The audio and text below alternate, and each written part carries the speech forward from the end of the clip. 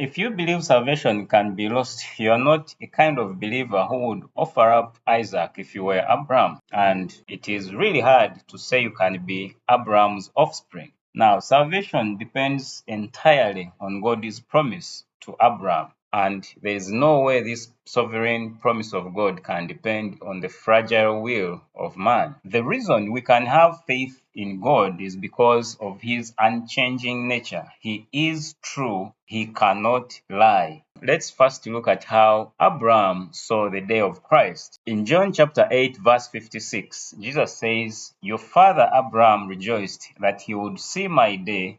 He saw it and was glad." Now, Abraham saw the Lord's day, and the Lord's day is now, the day of salvation.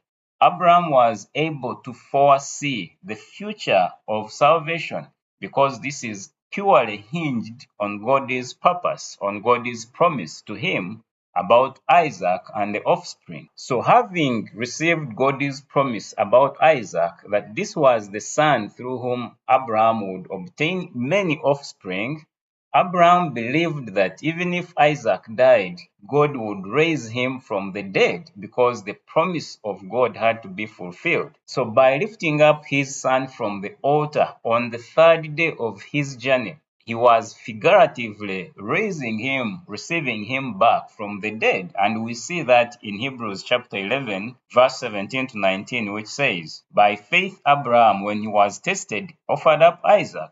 He considered that God was able even to raise him from the dead, from which, figuratively speaking, he did receive him back." So this means the promise of offspring to Abraham has been and is still being fulfilled as many receive salvation. Now, this is really a very interesting case to understand, that the offspring being promised to Abraham in Genesis are the people of faith. As many as the stars Abraham could see, so are the offspring. The people being brought to him through salvation.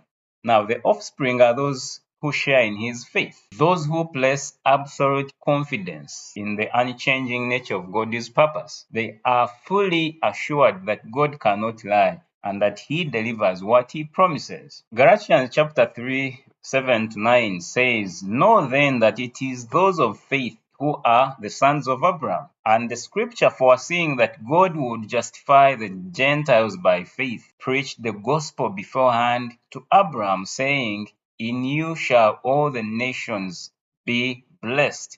So then, those who are of faith are blessed along with Abraham, the man of